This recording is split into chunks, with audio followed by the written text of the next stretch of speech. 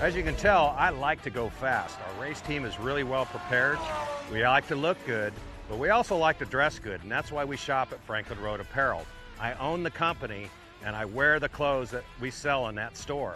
So check us out. We carry all the top brands: Baldwin, John Barbados, Billy Reed, Goodman brand, and on down the list. So come see us, Franklin Road Apparel, Franklin, Tennessee.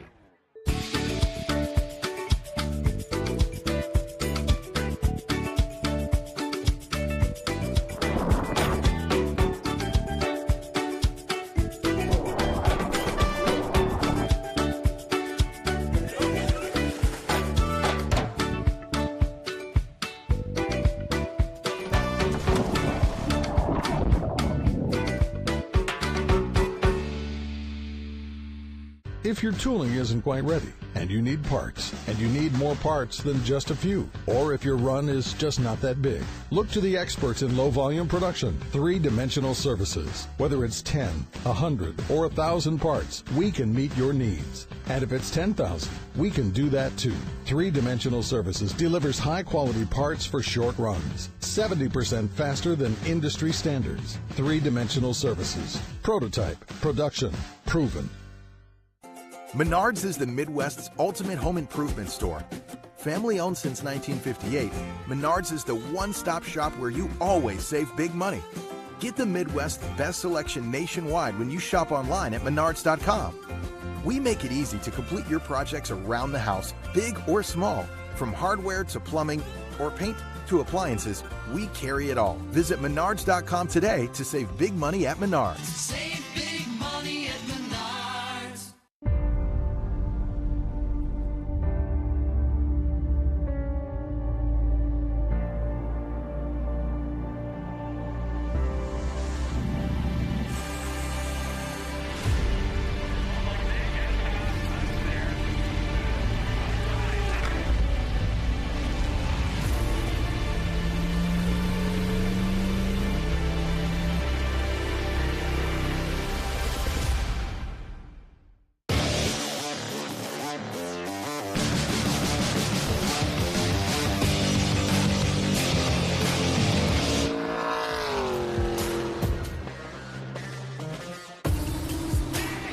Hey everyone, welcome to the Trans Am Series presented by Pirelli. We're at Lime Rock Park for the Memorial Day Classic, a race that's held here on Memorial Weekend for the last few years of Trans Am, and long may it continue. It's also the home race for Chris Dyson, our championship leader and winner of this race last year.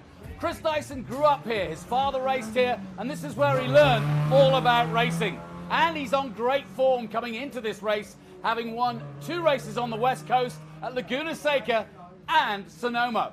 Chris Dyson leads the way, and he's the odds-on favourite to win here again. So who could stop him? Would it be Tommy Dreese, Amy Ruman, possibly Ken Thwaites? Hard to say.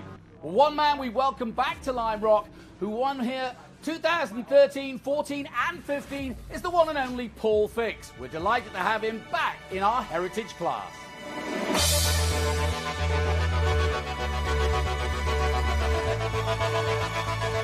Well, Tony Ave gave me the opportunity. Back in 2013, I got the call on a Wednesday. Said, hey, can you be here at the track on Thursday for your seat fitting? And qualifying got rained out, and we ended up going from the back of the pack all the way and won in. Morning everyone, warm welcome to Lime Rock as we're about to get underway. I'm Jonathan Green, and alongside me Scott Conway, and we're straight into the action on this Memorial Day Classic. Welcome, Scott. We'll get straight into it as they dive into turn 1, our Group 1, 2, 3, 4 and 5B action. I know one of your favourites, Scott, but a beautiful day compared to what we had on Saturday, and this is what these guys have come to do, which is race in good conditions. Yes, it is. We've had on and off rain both Friday and Saturday. Of course, we were off on Sunday. Don't race here at Sunday at Lime Rock. But it is beautiful out here today. Nice sunny conditions, warm weather, and just what the cars like, just what the drivers like. Yeah, we've got a good feel of about 10 different cars. And, of course, it's quite an eclectic bunch when you gather so many groups together from SVRA. But they look like they're having fun, and we've got some lovely cars out there. We'll take you through them bit by bit as the race goes on. But as I said, what a transformation these fans have been here. What I'm always amazed, Scott, about this place is just how popular it is. Look, looking down here with the RVs and the cars here, they've been here for 3-4 days now. Yeah, this Memorial Day Classic is a classic in every sense of the word, both in cars and in fans. They've come out in droves. They were even here last year. Of racing was not happening. These fans were out here and supporting both the Trans Am Series and supporting the SVRA. We're looking at Chris Domingo, who is an ever-present factor here in that Malik. He loves that car and he loves racing SVRA, and he's out front at the moment. And he's out front in the points in the Group 5B. He's a defending SVRA point champion. That Malik 11B is, again, a very, very favorite car of his. He has several different cars that he drives. That was developed by Sir Arthur Malik. It was supposed to be a low-cost entry, inexpensive car, but very fast and could out-corner any car of its time. It had about 80 of those designed, and each design was kind of an evolution of the one that was previous. And John, no, people, you're not being deceived. There are actually Formula cars out there with these productions in sedans. Yeah, no question about it. We've got, like I said, so many different groups. That is quite cool, actually. I'm really enjoying this.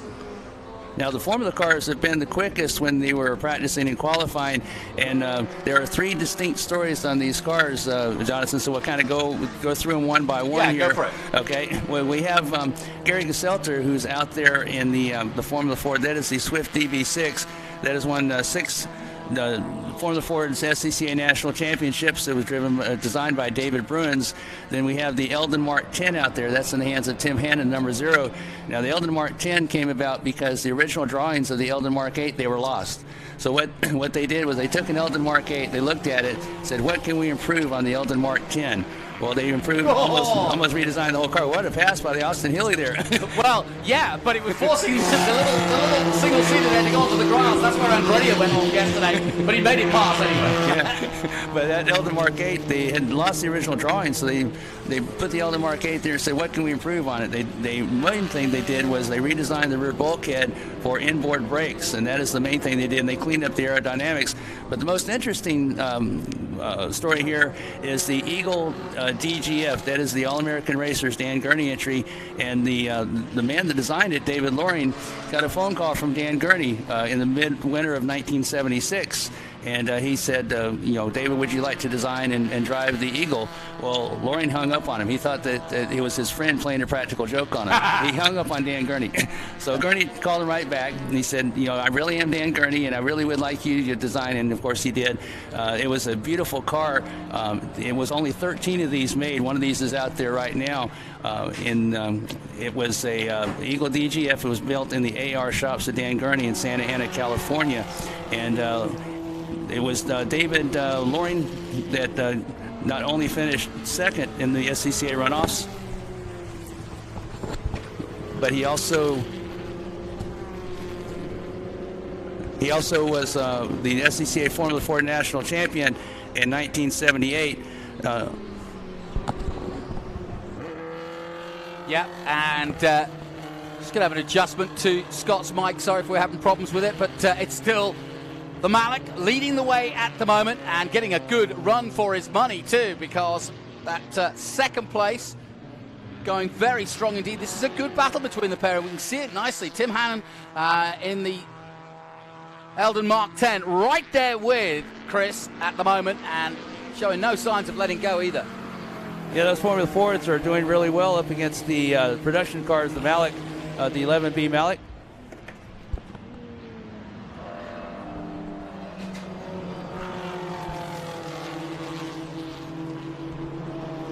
Yeah, go ahead. We got you back on mic now, so go ahead. You were finishing a story. Yeah, they were, again, the Dan Gurney story with the Eagle. Of course, David Loring thought he was had a practical joke played on him, so he hung up the phone, and Gurney called him back. Loring wound up designing and driving as well as engineering the Eagle DGF. He dominated in 1977, finished second in the SCCA runoffs only because he ran out of fuel on the last lap on the back straight. Came back and won the 1978 SCCA National Championship. But there are only 13 of these made, and the project was canceled in 1978 because the private teams, the ones that were going to buy the Eagles, were under the mistaken assumption that they were going to be racing against a Works Eagle Formula Ford team run by Dan Gurney. So the project was canceled and sales were not that good. You're looking at Andrew Moore, currently in 6th position in the number 50. That's the MGB. And always good to see some NG British cars out there. Well, that's personal, of course. But, but that is a wonderful car as we go back to this little battle here between the 05 of Gelter and the number 8 of Allen. And these two have been swapping places just ahead of Moore, who we just saw there. Now we get the overhead shot to see the gap. They're coming side by side down the main straight, chasing down the number 48. But through goes the 5, and it's Gelter who gets through and is now up to, what, 3rd place? That is 3rd overall, yep. And you'd think the Swift EV6 would be a little bit faster than the Eldon. The Eldon a little bit earlier Formula Ford and the Swift a little bit later Formula Ford, but they're having a good battle out there. They've had a good battle through practice and qualifying as well. You're talking about the MGB, but my favorite out there is the Austin Healey 3000. All right, I'll give you that. It's another British car. Yeah. Well, that was the car that my dad had, and I actually grew up in that particular car. And Austin Healey 3000, named for the 3000cc engine that it had in it. Also has front disc brakes. One of the first cars, British cars anyway, that had front disc brakes. Again, named for the 3000cc engine. It was kind of a collaboration between George Lloyd of Austin and Donald Healey. The bodies were made by the Jensen Motor Corporation. That was the Donald Healey part of it. Then the running gear and the engineering part of it was done by Austin. They were looking for a replacement for one of their cars, and they struck a deal. And when that deal went sour, so did the Austin Healey. Yeah, you know that Eldon racing car that's out there, also a British sports car. Right. Not as well known, but has its own history. The company was founded in 1967 by John Thompson and brother Peter Hampshire and Brian Hampshire. Yeah, Eldon was one of the lesser-known Formula Ford manufacturers. You know, a lot of people think of Lola or Lotus or Winkleman, perhaps, some of the early Formula Fords, but it was Eldon that was very good as well. Nice little race here.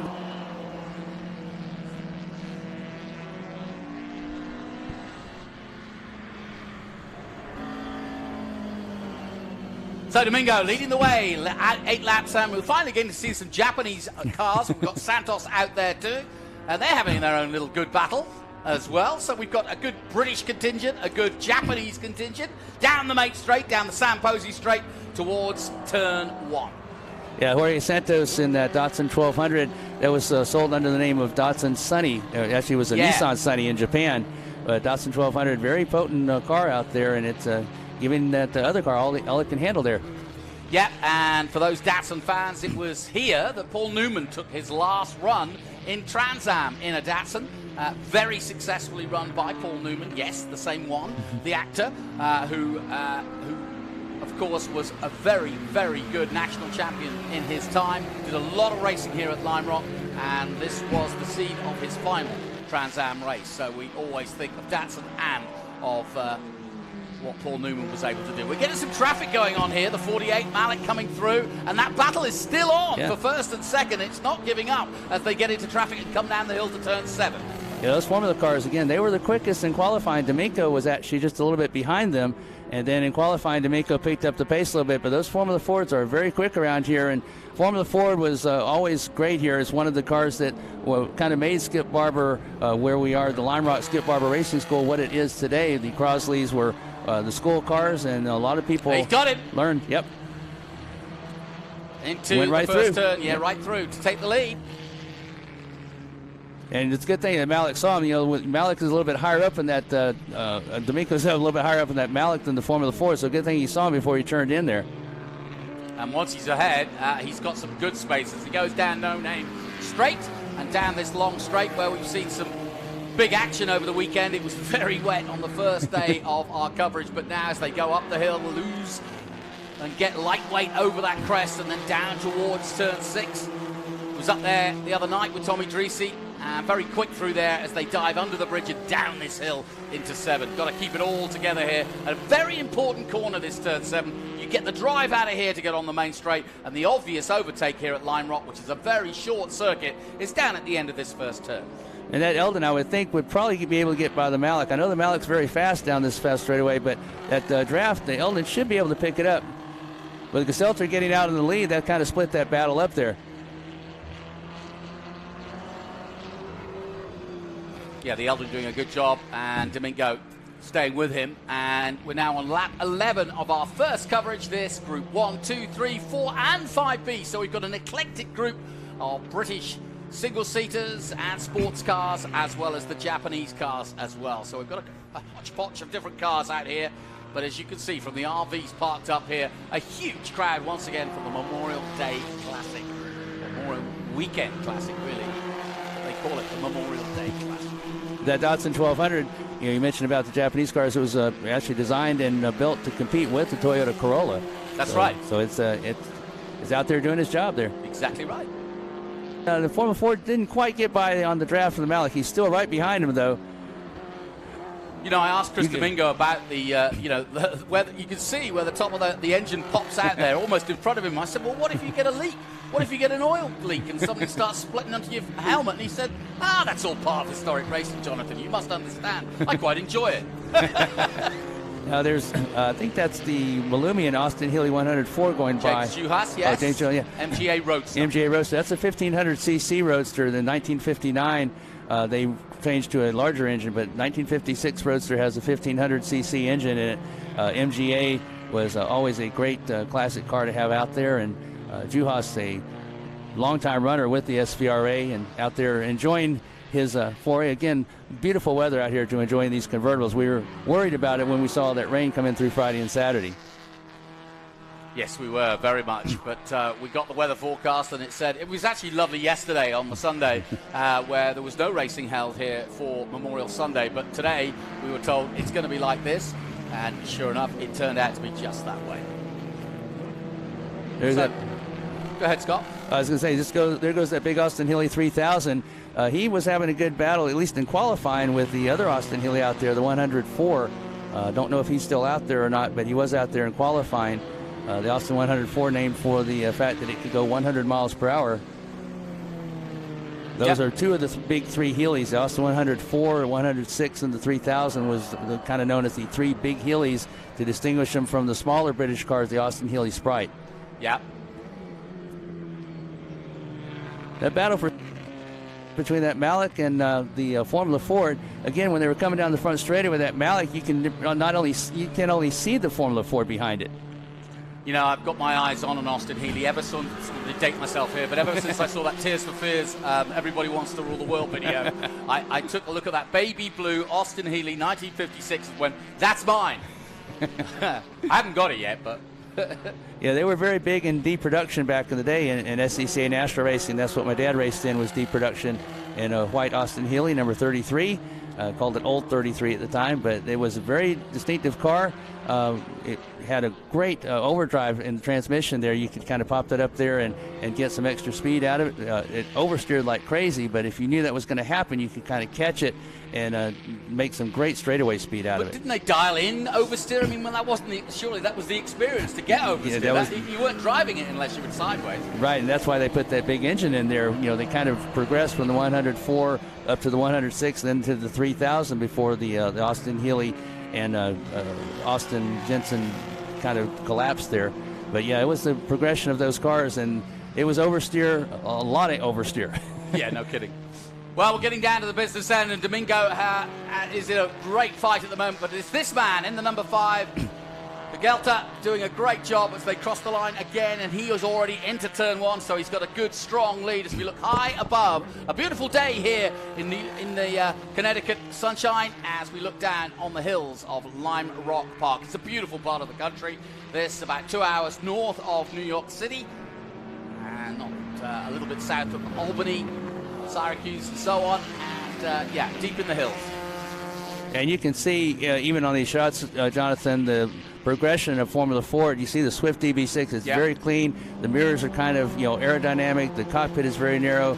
You couldn't do anything really with the engine, the 1600cc engine. The tires are narrow. It couldn't really do much with that. So it was all in the aerodynamics. And the Eldon, while it does look aerodynamic, it's nothing like the Swift DB6 going down the front straightaway. No, I'll bet. And great training machine as it continues to be to this day. Slicks and wings. Slicks without the wings, and a great way to get your junior series learning. And we'll see some Skip Barber racing a little bit later today, and that now is, if you like, the modern equivalent of where these cars came in. still that good second-place battle between the Malik 11B of Chris Domingo and Todd Hannon. But it looks like it's all Gary Gaselter here, Jonathan, as he is all alone. Yep, Wes Allen here, making his way in the number 8, the Eagle DG5. And doing a really good job. There you see Allen on the side of the car, beautifully presented as well, shining away. There's the crowd. You can see them under the trees. They like to take the shade, come out the RVs. Yeah, Wes Allen, who will be seen a little bit later on in the SVRA run groups. He also has a Elan DPO2 Mazda that he'll be running in the prototype classes right now in that beautiful Formula Ford. Again, this is only one of 13 that was ever built, so again, a beautiful representation of the Eagle DGF Formula Ford from Dan Gurney's All-American Racer Shop. Yep, and taking the checkered flag, the 05 of Gary Gaselter, in a beautiful display of racing in that Swift DB6 Ford from Old Westbury, New York. Well done to him. Takes the checkered flag ahead of Hennon in the 0 and Chris Domingo in that Malik in the number 48. There's the checkered flags. Coming across the line in 4th place. Allen just pipping him to it in the number 8. Well done to Wes. Yeah, Hannon finally able to get around D'Amico. He worked almost all the entire race trying to get around D'Amico in that big Malik. And here comes our contingent, the number 40 of McCulloch and Santos. Santos just behind the number 40 of Mitch McCulloch in the 1965 Ford Cortina Lotus with the gold leaf colors to let you know that the sponsorship has arrived, and Colin Chapman is making sure he gets the most use out of it. And that was the first and probably the best known of the homologation specials made specially for racing. It had the running gear and the expertise of Lotus Engineering put in that Ford Cortina, and it ruled the sedan and touring car world in the 1960s. Yeah, it's a great combination when you think about it. The Ford Cortina was always a bulletproof car. Give a bit of Chapman to it, and you're laughing. Oh, yeah. Yeah, when Colin Chapman gets to the car, it goes fast. Yeah, although he'll make it as light as he possibly can, yes, as always is the case with Colin Chapman. Great first race, great introduction to the Memorial Day Classic for SVRA. Yeah, no question about it. My thanks to Scott Conway, just a confirmation of the result. Gary Gaselter in the number 05 takes position 1. Tim Hannon in the 0 car takes 2nd place, and Wes Allen taking 3rd. Rich Mullerman Jr. taking 4th. Chris Domingo in the end finishing 5th, having led for much of the race. Then Andrew Moore, Mitch McCulloch, Jorge Santos in 8th position, and James Hayhuas in 9th position. Just want to point out, Jonathan, my Austin Healey finished in front of your MGA. Okay, all right, I got you. No, just kidding. We'll take a short break. We'll be back with more from Lime Rock after this. Hawk Performance packs 100 years of friction dynamics into every product. Oh, Backed by Carlisle Brake and Friction, the world's premier innovator of industrial brake and friction components, Hawk leverages R&D tools and motorsports experience to deliver uncompromising performance on the street. There's no reason to settle for less. Choose pads that are race-proven and street-legal. Find the Hawk Performance brake dealer near you at hawkperformance.com. One of the main reasons for poor vehicle performance is a dirty fuel system. It can cause decreased fuel economy and actually do harm to your engine over time. By adding Lucas Fuel Treatment to your vehicle, it cleans and lubricates the entire fuel system. Pump, carburetors, fuel injectors, and valves as you drive.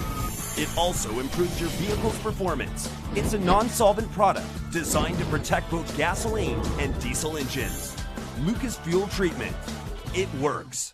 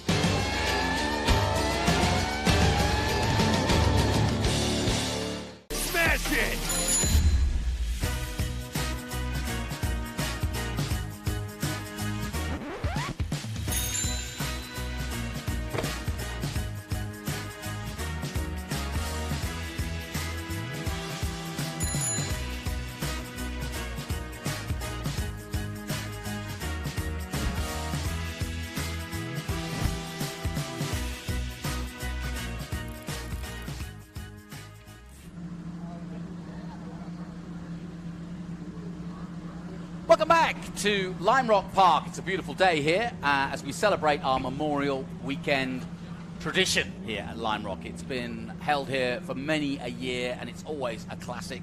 And we're about to see another classic because here are the Miatas in full song. As we look through, our good man Tony taking us through the pre-grid, and alongside me, Jonathan Green, is Scott Conway. And I don't know what you could say about Miatas. If there is any car that has survived the years of racing and is still racing, it doesn't matter whether it's an old car or a brand new car, it's the car to have, isn't it? But if you're starting out in racing and you want to go racing, not for cheap, but basically for affordable racing in a controllable car that you can learn and not be frightened of, the Miata's the one. Yeah, Miata is the one. It's a great entry production class if you want to get into production class racing. The Spec Miata, it teaches you the most important thing to me, I've always felt, Jonathan, is smoothness of driving. You cannot basically screw whatsoever on these cars because they're momentum cars. Yeah. But it also teaches you the art of drafting, which comes in whether you're going to be in a production car or a formula car. And it is an art, to know when to get into line or when to maybe get out of line, how to make the pass and make the pass stick. But it is really, so it teaches you smoothness in driving, it teaches you racecraft, and it's just a great entry production. If you want to get into vintage racing or any type of racing, and we've had many of our TA2 especially drivers come out of Spec Miata. We have Tyler Casera that has come out of there, as well as Dylan McIvern, who races with us on occasion. And it's just a great training ground. Borset Jr. is moving up through the Spec Miata ranks. We'll see him in the Skip Barber Race Formula Series a little bit later on this morning.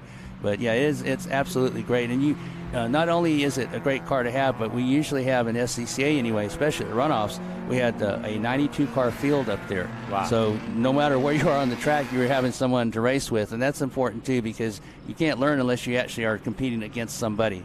Yeah, it's one thing, and I've done a lot of karting, but with no competition. It's one thing to go out there and go round and round and round and get into the zone, if you will. Right. It's completely different when you've got cars either side of you wanting to hit the same mark that you're trying to hit. That's always the hard part. It's all very well going around in practice and free practice and getting into the groove, but when somebody else is looking for exactly the same bit of asphalt as you, things change. Yes, and they change in a hurry, especially here at Lime Rock. Very tight course. There's not really a whole lot of passing opportunities here. Although talking to some drivers, they would disagree. But usually it's just right down here at the end of the front straightaway, which we're getting ready to go underway here, Jonathan. Down the Samposi straight they come then. Our full field of Spec Miatas coming at you for Lime Rock Park's Miata race, feature one, and into the corner, 3 wide. Wow. What'd I tell you? Yeah. And look at it, they're still at it too as they go through the first turn. And I tell you what, you get close to that grass, anywhere near it, and you're going to be in a puddle or two. We've had so much rain in the last 48 hours here that you really have to be careful. It's somebody's gone round from third place, and there's that water I talked about. Look how much he's slid all the way to the barrier there, and that is pure ice and water, or it feels like ice because it's just pure water out there.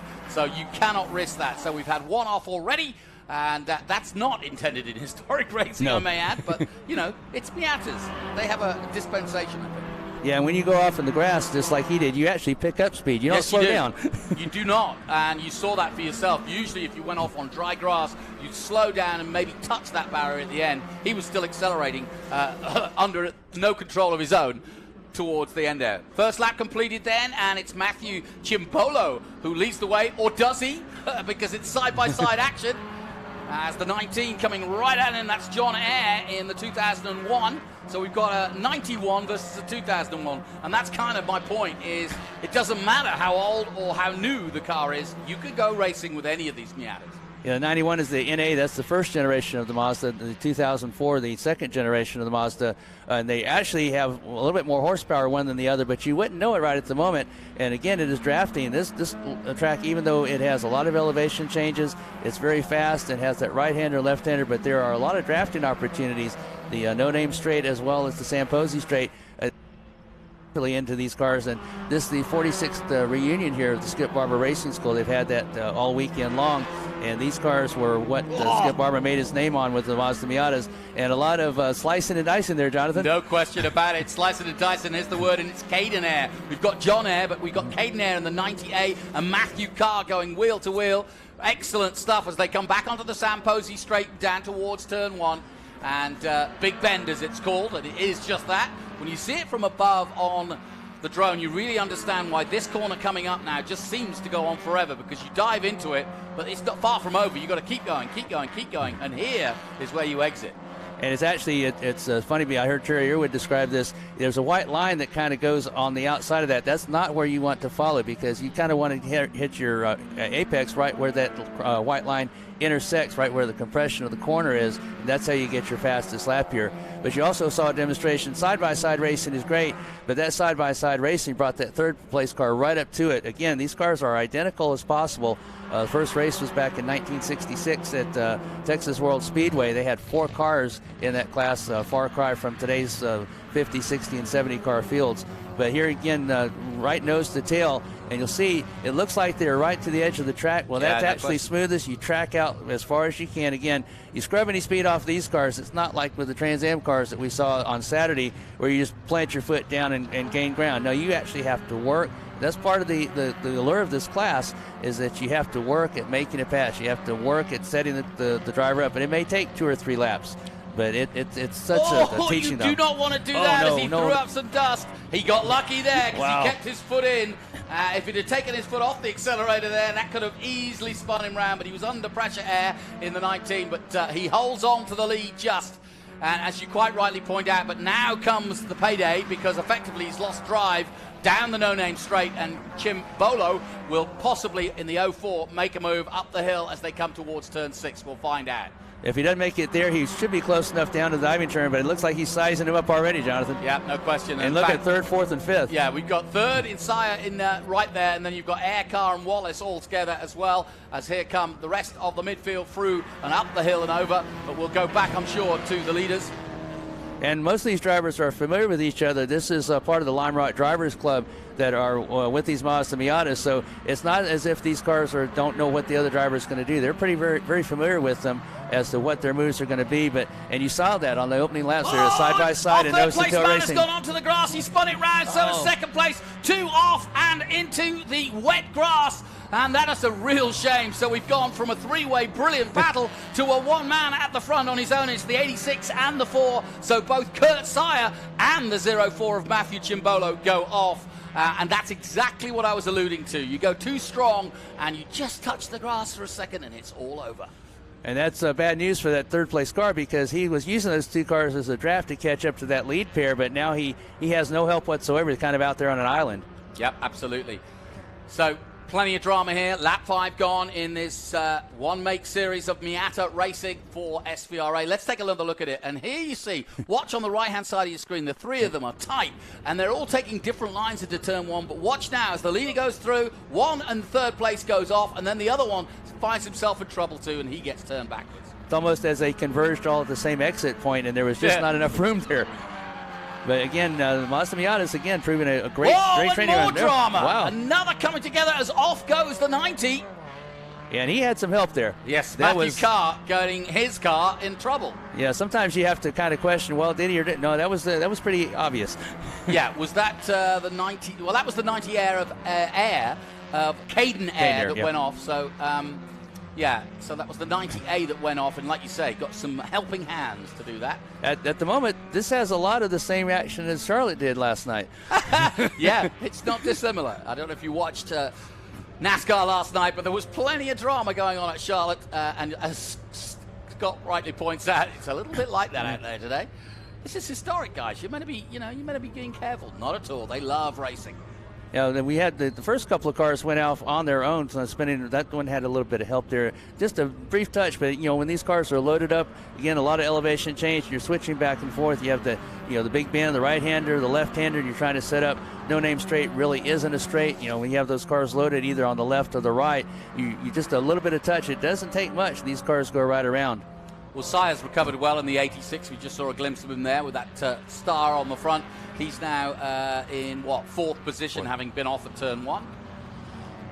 But, as you go off, you have a long way to get back on at some of these turns, and you have a lot of debris on your tires. You have to kind of clean that off before racing.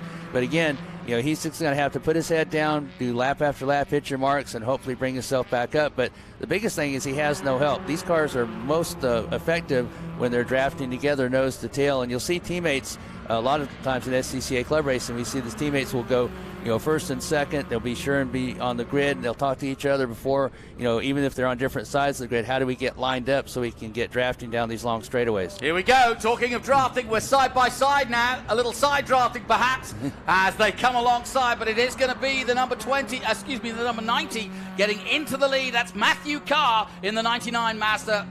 Torrington Cadet takes the lead, and he did that very well, basically getting off the turn 7, the last corner here at Lime Rock, lining himself up down the straight and perfecting it into turn 1, and that's why he now has the lead over the 19 Air. And that was a perfect drafting pass. He got a good drive coming out of that diving turn, the last turn here at Lime Rock, sized up, and again, this is an art of drafting. He pulled out at the right point so that he would be sure to make the pass and give the car behind him no chance to make a repass as he went into turn 1. You know, Scott, we in racing use the expression momentum for this kind of racing, momentum racing. We use it in Trans Am too. But let's just explain that to some of the people who may be coming to this for the first time. What we mean by that is making sure that you don't lose drive in any of the corners. It's not like a really torquey car. You're flat out through most of this. So the idea being that the momentum is you carry speed. You don't lose speed. The one thing you can't do, you can miss a gear accidentally maybe, but what you don't want to do is find yourself in a position where you make too much of a lunge and you lose that time, you lose that momentum. Yeah, you need to have clean entries into the corner. You need to hit your apexes very well, track out all the ways you can. Again, scrub no speed whatsoever. By scrubbing, I mean don't slide the car. You want to have the car going forward at all points during this time. And if you are having to shift, take that right up to the very nth degree before you make your shift. Again, these are cars that are not high horsepower. They do have, you know, quite a bit of top speed to them. I believe the NB cars have about 130 mile per hour top speed, the NA with about 115. But again, you want to take that up to the nth degree. You want to do everything just perfect and get the maximum potential, the maximum drive out of that car. Because again, if you get past, it's not like you just step on the gas pedal and go by him again. You have to work to get by him. Yeah, and as you say, when you have equally powered cars, everybody's trying to, you can't sort of suddenly throw a little bit of overdrive or stick a gear in and hopefully pass the guy. Everybody's on the same speed. So in order to make a pass, look at this. Here they come, almost in fighter formation there. It is. We were going to get a flyover later today, but we're getting it now. That's Mindel right in the middle of all of that in the 77, the white car. Ahead at the front of it is Madsen in the number 13. And they got two other cars coming up. That's going to be a 5-car battle there. So we may have a good leader up to the front, but we have a good 5-car battle back here. Yeah, Eric Madsen was the man I was talking about, and then number 95, Mazda Miata. Orange and black you saw there going through. Here he is. And Mindel in that 77, he's in a Mazda Miata. He'll be in a Ford Mustang later on. Again, not two disparate cars that you could have. A high horsepower stomp on the gas Ford Mustang and a momentum Mazda Miata here. Yeah, no question. And you can see that the number of that car was sizing him up in the draft as they went through turn number 1. That big bend is a tough corner. It has two different apexes, and you think you're through it, and then you have to turn even more so to get that car pivoted for the right-hander. And that's the 90 Air. That's the 90A. Look at that for a pass over the crest. And he's the one that got spun out earlier on, and he's made the move now on the 13. Nicely done. Madsen has to lose out to that one, but that was a really brave maneuver. You don't see many passes there. I was just going to say that's a very unusual place to pass, but if you have a little bit good drive car out of the no-name straight, you can get a pass there. That's the first time I've seen that. Look at these cars lined up. You're going to see a pass there, I believe, right at the end of the straightaway as they drafting again coming into play. Yep, yeah, I think certainly the 21 will make his move. Here he comes. Can't quite pull it off as they go through Big Ben. But that is classic Mazda Miata racing there, Jonathan. 3 cars, they were kind of side by side. They spread out as they went down the straightaway. Then they got in line, and they knew they had to get back in line before turn 1. Again, if you lose any type of speed, you lose touch with the draft, you are usually done in that particular pack that you're in. Yeah, that was Thomas Rush in the all-grey 21 car, trying to make that move in the 2000 Mazda. There he is in the middle of this sandwich. Now watch these 3 cars here. They're drafting. You saw that first car go by in the shot. He's about maybe 5 to 6 car lengths ahead. But if they stay together, these 3 behind him, they should catch up to him. That's how you kind of play Mazda Miata racing. If you can see a car up ahead of you, you'll see a lot of inboard camera cars where drivers are motioning with their hands back and forth or side to side, or they'll say stay in line or get behind me, or I'm going to keep in line. We've got a car to catch. A lot of hand signals. They are actually directions kind of to the other drivers. Now, when we get to the last lap or next to last lap, all bets are off. Yes, indeed. Well, and you know what? The best way to describe it, again, to those who don't watch racing all the time, is to think about bicycle racing in the peloton, because that's exactly what the Tour de France is all about. You say, tuck in behind me, we'll move together. And if you have 3 or 4 Miatas together, you can actually move those 4 cars closer to, let's say, the leader, and you go faster as a group. And it's just basic aerodynamics. You have that one car out in front. He has no help from behind or from in front of him, so he's cleaning that air out for you. But these 3 cars behind him, they are staying tucked in as right at the moment they're doing, nose to tail. They're actually going to be faster in lap time per lap than that car in front of them. Always unique, always interesting. Car leads the way at the moment in that number 90. And one of the best drivers that has done this has moved up into the Trans Am 2. That's Connor Zilic. Yes. Zilic, who is in the Idemitsu Mazda MX-5 Cup. He won the Mazda MX-5 shootout, but he was a master at this. He finished 3rd in the runoffs in his first year Spec Miatas, and he learned very early on from his brother Brad that is exactly how you get up in these Spec Miatas. You find a really fast driver, you stay in his draft and learn from him. Yep. Zilic setting the fastest lap yesterday, although he did have his own problems to deal with, but he has been a sensation since he arrived in Trans Am. Look at this, line astern coming through Big Bend. 2 distinct groups here, but the one at the back is a little bit more interesting. Here comes your leader, Matthew Carr, on his way to victory in that 1999 Miata. Yeah, Carr, once he got past that draft, he kind of checked out a little bit. Very unusual. He has checked out, yeah, it's very unusual. 7.7 seconds, in fact, over the number 19 of John Eyre. Although there was quite a bit of drama behind him. Yeah. 3 cars going off. We saw one get turned around. But those other cars back there behind there, I believe it's for like 4th, 5th, 6th. That is still a really good battle. You know, when you see the drone shots, you start to realize just how narrow Lime Rock is. I was talking to Matthew Brabham this morning, who's going to be in action later in our Trans Am coverage, and he said he'd never been here, and he was like, whoa, it's so tight. I was like, yep, welcome aboard. Yeah, the simulator is one thing, but when you get out on the track, they do a great job in the simulators. They're so realistic, but nothing is going to prepare you for what you actually see on the track. Yeah, very true. In fact, I had Cameron Parsons in here yesterday, and he was saying just that. He's done a lot of simulation work. Coming then to the white flag now for our leader. 1 lap to go then for for Matthew Carr. There is a Josh Carr. There is one. Yeah, he's racing in single seaters, the Australian. Oh, look at this battle, though. Nose to tail. This is great. Everybody. It's do it or not. Now, Cunningham now looking for a way past. He's in 3rd position at the moment. Here they come. Oh, couldn't cuts the quite nose get there. off. Yep. It's good defensive driving, though. That's the way to play it. Yep. Here's your leader. But the battle is on between Eyre and Cunningham for 3rd place, as you saw there for a moment. White flag out. This is the final lap. Up the hill he goes at 5 and heading towards 6 for the last time. Just throws up a little bit of dust, does Matthew Carr. Aaron Cunningham, very smart of Eyre to just cut right in behind Cunningham. Yep. Here he comes down the diving turn, John. You'd almost argue, here we are, coming out of turn 7 and down onto the main straight, the Sam Posey straight, to take the checkered flag here at Lime Rock Park in the sunshine. And it's going to be Matthew Carr who wins here in our Miata One Make Series. Miata Historics. Well done to Matthew.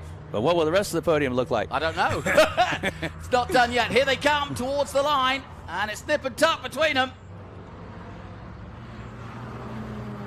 And here comes the 04. And I think it's going to be Eyre, Cunningham. Cunningham settling for 3rd place. The 04 of Chimbolo puts his thumb out the window to say well done to himself and thank everybody. But that was a good result from him. He had been up as high as 2nd at the start of this race. He comes across the line just behind Sire in 5th place. Costa 6th, Murphy 7th. The other Eyre, that's the 90A, that's Caden Eyre. And look at this finish, Jonathan. Oh, side by side, here we go. You call right that as a one. stripe. I said Caden Eyre, there he is. Yes, he is, and I think he might be able to take that. Yeah, I think so. Oh, great finish. Excellent stuff. Well, like I said, they run it all the way to the finish here. And that's the beauty of it. You've always got somebody to battle with in Miatas. That's what makes it so much fun in this class. Got to ask, did you think the Japanese knew what they were getting into when they invented this car? Well, I mean, it's been so good to racing. Well, it's funny, you know, when it first came out, people were saying it's not gonna go anywhere because it's a roadster. Nobody wants a roadster these days. Boy, were they wrong. Yeah. This is the most raced spec car in the entire world is Spec Miatas, and a lot of that you'll see in the SCCA runoffs and as well as NASA. And we have our own Miata Heritage Cup in the SVRA. But thank you again to the Lime Rock Drivers Club for the drivers coming out and putting on a great show in the Spec Miatas, a NA first generation Mazda 1.6 liter cars and the second generation NB 1.8 liter Mazda Miatas. Yeah, confirmation of their feature race one then. Matthew Carr with the win, John Eyre taking second place, Alexander Cunningham in third, Kurt Sire in fourth position, Matthew Chimbolo in fifth, Costa sixth, then Mark Murphy in seventh, Thomas Rush in ninth position, and Eric Madston in 10th. Fantastic race, fantastic weather here at Lime Rock. It doesn't get any better. We've been waiting for a day like this for a while, but absolutely gorgeous here as the paddock and hustle and bustle starting to form here for what has been a celebration weekend here for Memorial Weekend. We'll take a short break here from Lime Rock. Join us after this. Hungry for SVRA action? Well, the best way to enjoy classic auto racing is with a delicious classic from Mission Foods. It's always a fun race. Green flag your race-watching snacks with Mission's mouth-watering race day recipes. Try some of our tasty tacos, piled high nachos, fresh chips with guac, and more. So gear up your ride and fuel up those stomachs with delicious Mission Foods. Now that's too fast, too tasty. There is less than 1/100th of an inch of motor oil protecting your car's engine. Friction and heat causes engine oil to experience thermal breakdown, weakening its ability to protect the engine and its parts. Lucas Heavy Duty Oil Stabilizer is specially formulated to resist thermal breakdown, protect vital engine parts, and extend the life of your engine. It also stops smoking, knocking, and oil consumption in worn engines. Lucas Heavy Duty Oil Stabilizer. Keep that engine alive.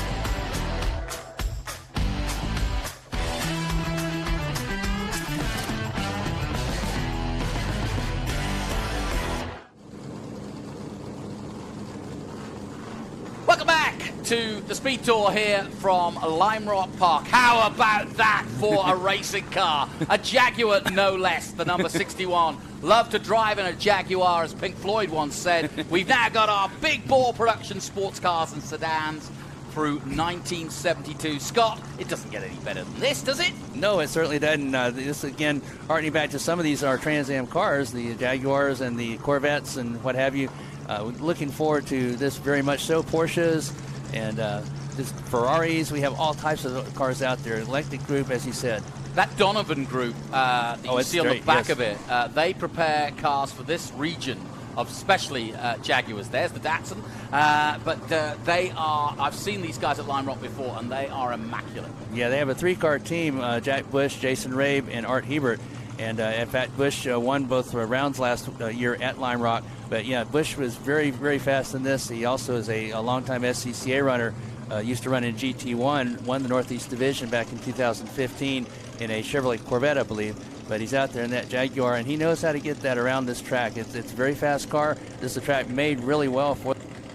I'm sure you know much more about the Jaguar. Well, you know, my dad was a huge Jaguar XJ6 fan. We never had any of the classics. He always wanted an E-Type, which you call the XK here, right?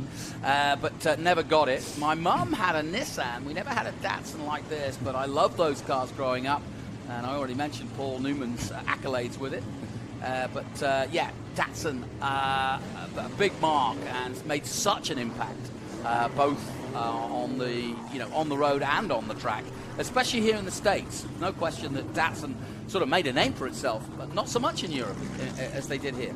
Now, the U.S. Datsun 240Zs, Datsun 510, 710 sedans, and this is the part of the region that Datsun enjoyed its most success through Bob Sharp Racing and Lime Rock.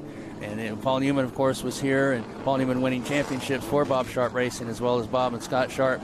But the Datsun 240Z always had a great battle in the runoffs, which was held at Road Atlanta for 23 years. My dad, Ed Conway, and myself had the privilege of calling that. And we always saw the Group 44 triumphs against the Bob Sharp Racing Datsuns. That was always the big draw of the production, C production and B sedan. Here we go then, a fantastic group of cars here. This are Group 6, Group 8 and Group 12. And if you're interested to know the details of each and every group, we won't have time to go all the way through it, but you can go to the SVRA website and just see what actually constitutes each group and how we group them together. Ben Sissel is with us, but sadly under the weather this weekend, and we hope to have him back soon. And we wish him well. Get well soon, Big Ben. So you might look on the scoring screen there. I was looking for Scott Borchetta, who was not out in the practice or qualifying sessions. He's in that doesn't mean he won't be out there. No, he's in the number one. The reason I'm bringing him up is because we say this every and the number goes higher each event that we're at. He's going for his 32nd straight win if he's out there. Number one, that's the purple, white, and red. Number one, Chevrolet Corvette. It has number one on the reason he has won 4 Bell Helmet championships in 3 different classes, and obviously the defending winner here at Lime Rock, as he was undefeated last year. Well, I don't see his car, and I don't see him on the list of... Yeah, I didn't think I saw him. He would probably be near the end of the field only because he didn't turn a time yesterday. Yeah, and Scott is definitely here. He's racing, or he was racing in TA2, but he may not have stayed for the weekend to finish off in the historics. But look at this group, and what a display of different cars, and what a great entry list here. Porsches, Datsuns, Jaguars, everything you can name here. Obviously Mustangs. I love it. Chevrolet Corvettes, Ford Mustangs. I believe we have a Ferrari 308 GT4 in the field as well. That would be in Group 12. Those Jaguars, they should have a good race here between those Jaguars. Yeah, I'm looking forward to it. So away comes the Honda Civic. He'll pop into the pits, leaving the control to the leaders as they file up and get ready to go racing. A beautiful sound as they pass our commentary position. It's Group 6, 8 and 12. Their feature first race of the weekend here at Lime Rock Park as they dive into Big Ben. 2 Jaguars just on the outside, 1 on the inside. That's 3 in total. A couple of Corvettes at the back there, very different Corvettes, but beautifully prepared. And everybody cleanly through Big Ben. And that's a beautiful shot, snaking through turn 2. The only left-hander, that's something we haven't mentioned yet here at Lime Rock. The only left-hander is the one you're looking at now. It's almost like an oval because everything is a right-hander. It's such a short circuit. But that left-hander, very important as it leads on to that no-name straight. And sometimes you even give up a little bit in that right-hander, the turn just before it, to get to the left-hander. Be sure you're set up really good to go down that no-name straight so you can get a maximum acceleration up to the overhead. Now, you may have heard, you think, why do they say no-name? No, well, to be honest, you can go to Spa and there's no-name corner. Yep. So it's not unusual. Yes, Terry Irwood said he thinks the third grader named all these corners because you have right-hander, left-hander, Big Bend, West Bend, downhill. Racing was simple back then. Yes, it was. That Jaguar, as you said, was known as the E-Type in England, but it was the XKE in the United States. Has a top speed of 150 miles per hour and 0 to 60 in under 7 seconds, and that was extremely big back in the day, as a Chevrolet Corvette was usually ruled here in the U.S., but when the Jaguars came, it kind of changed the landscape a little bit from Jaguars' styling and performance. Well, and also in the hands of somebody like Sterling Moss, who came over to Pebble Beach back in the mid-50s and really made, obviously he was making a name for himself as a racing driver in Formula One, but he was able to take the sports cars, especially Jaguars, and really give them the sports car name that they developed. And yeah, he's a big proponent, and I think in the hands, certainly certainly in America, that's the popularity, was the likes of big name drivers driving Jaguars in America. Yeah, it had rack and pinion steering, front and rear independent rear suspension, which we take for granted these days, but back then that was very state-of-the-art. To set the tone for both styling and for engineering for cars coming up through the decades. Look at that beautiful Jaguar making a good pass there. On the Audi, lovely done. Yeah. Britain versus Germany, back at you. But it's America out front with Renny Tassila in that Ford Mustang from 2017, the FB350S. And ahead of the number 21 of Owens, Wally Owens in the silver and red Audi RS3 that's just been passed by the Jaguar XKE of Jason Reber in the 62A. So that was the pass we just watched there. That Audi RS3 LMS, that is a World Touring, made for World Touring Racing, and it has about 250 horsepower. So that was, we were talking about the acceleration aspects of the Jaguar and top speed. You just saw it in action there as he went by that Audi RS3. The Audi newer than that Jaguar, but Jaguar went right by him. Yeah, absolutely. Just good drive out of the last corner, as always.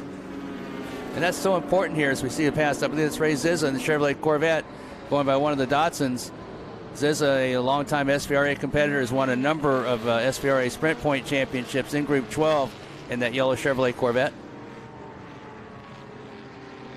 And he comes through turn to turn. Just making a pass on that number 25 of the Datsun.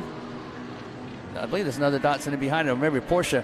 There's 911 and a 911 SC out here. 911 SC standing for Super Carrera. Yep. Caralucci in the 25, in 13th position at the moment.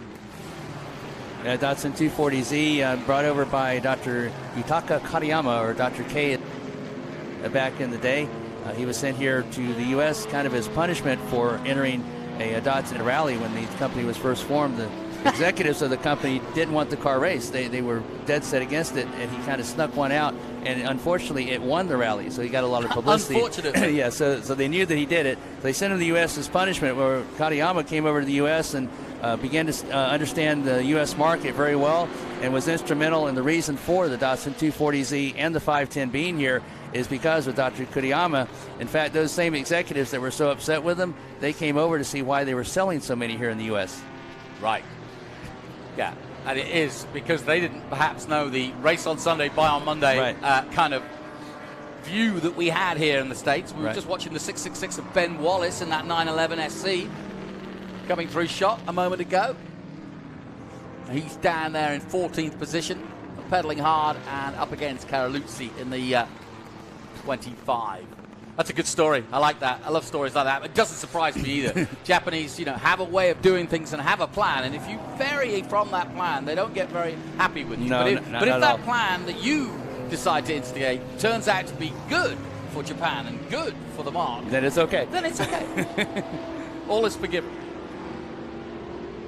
Whoa, a little bit of a wiggle off the top of 5 where the car goes light, and the Corvette getting into all sorts of trouble there, but he sorts it all out and gets that snake under control.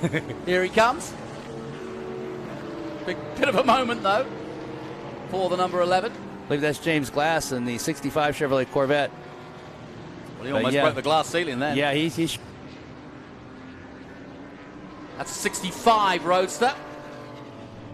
There's a 327 V8 in it, and you'll find this strange when I say this, Jonathan, but Corvette actually at one time offered this as an automatic or a 3 or 4-speed. Now, I cannot imagine why you would pick an automatic in a Chevrolet Corvette, but it was offered. Doesn't make any sense, though. No, but it was offered back at the time, and there will be no surprise that that was the least selling of their cars in that particular year. Was it you that was telling me that the Fiero was produced and they didn't want to use it because it was faster than the Corvette, so they were going to put a bigger engine in the Fiero, and they said, no, it's going faster than the Corvette. We can't have that. I believe the Corvette always has to be the fastest Ford, right? Definitely.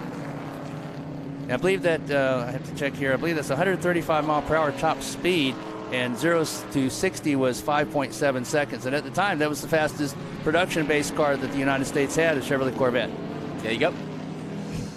That Datsun 240Z, that is the most desirable of the Datsuns. One of our friends had those, And unbeknownst to him, he sold it a couple years later, and every time he sees an auction now, he just shakes his head because those cars are very desirable. They're raced here in the United States, again, this part of the country, and the SCCA runoffs when they were held at Road Atlanta.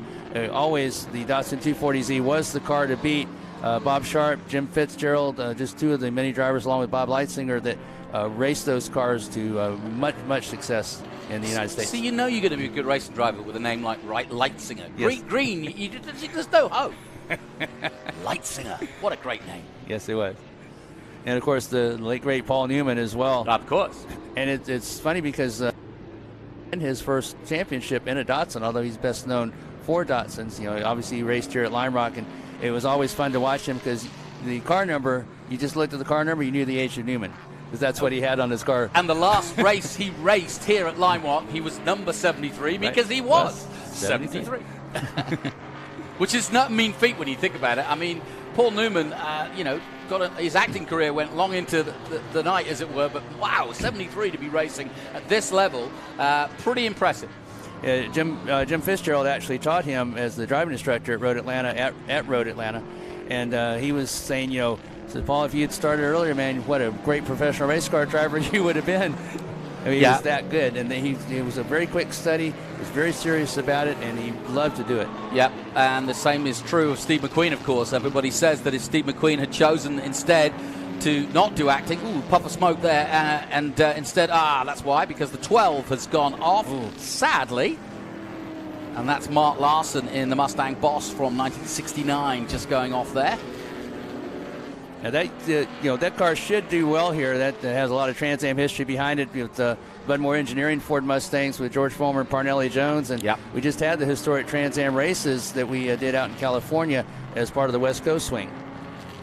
Yeah, I was having a bit of a joke session at Miami to drop some names. I was with Pato O'Ward, who so nearly won the 500, and he was given a Parnelli Jones historic, priceless car by Zach Brown to drive at Laguna Seca, and he blew the engine up. Oh, no. And he goes, it wasn't my fault. I didn't know this. I didn't know where the revs were. And I was like, you don't get to have to do that in your world. But we were laughing and smiling about it. But and that's the beauty of and why the fans come out to see this vintage racing, because these cars are unlike any of the modern cars. They actually have big V8 engines in them. They don't have the paddle shifters and the pneumatics and the aerodynamics and what have you. You really have to wrestle these cars around. That's how they were in the day. That's how they're raced here. And the SVRA saying is, some people collect art, we race it. Exactly. A beautiful Ford Mustang out there. Yeah, and there comes the 07 coming across the line now and into Big Bend, and looking very good. In second place, the Jaguars chasing him down. And number 62A of Rabe. Is it Rabe or Rab? Rabe. Yeah. Looked like there was a pass going into Big Bend too. Looked like somebody's trying to stick their nose in the inside there.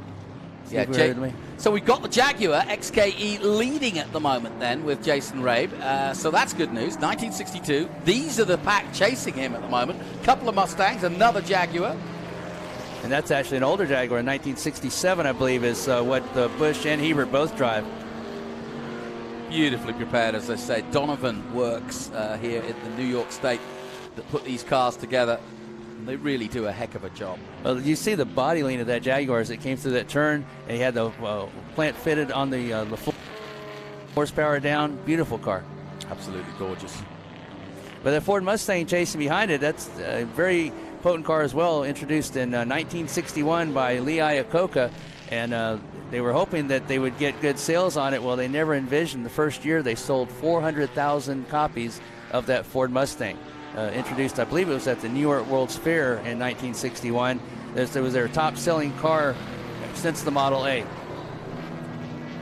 And, of course, that Ford Mustang with a lot of Trans Am heritage to it, and used to race in Ace Sedan and GT1 in SCCA Club Racing.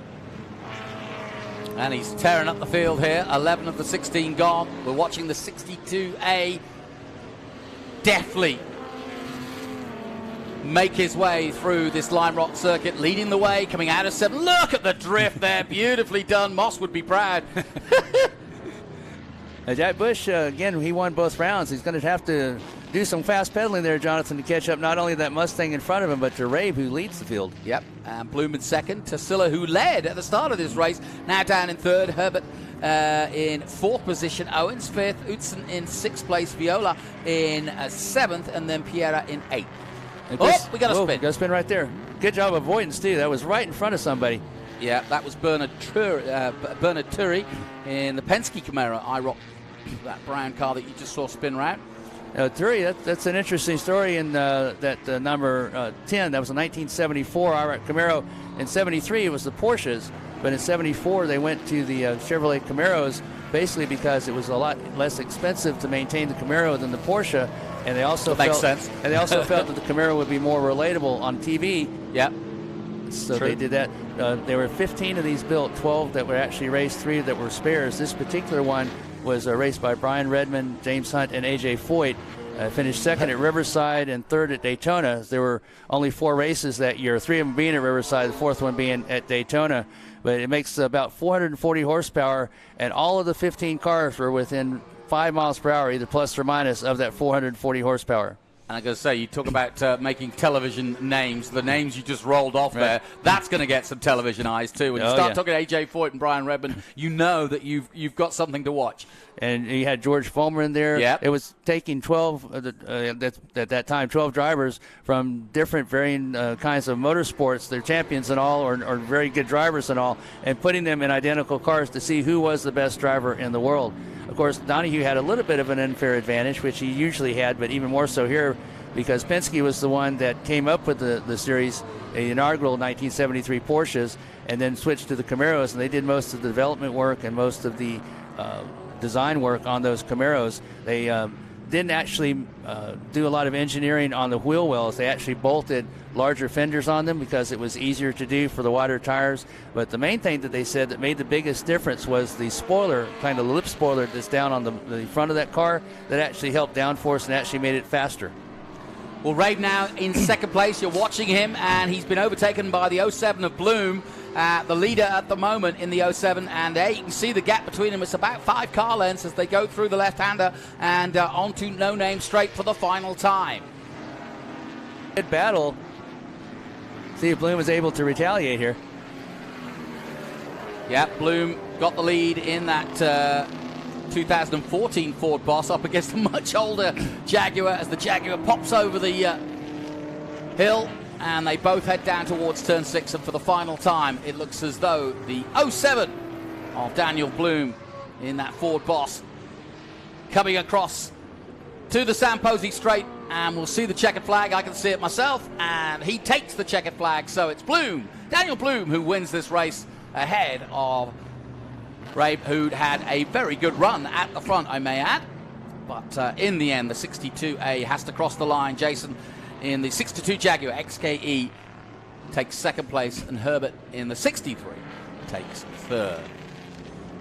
Art Herbert in the Jaguar XKE. So a Jaguar second and third to the American Ford.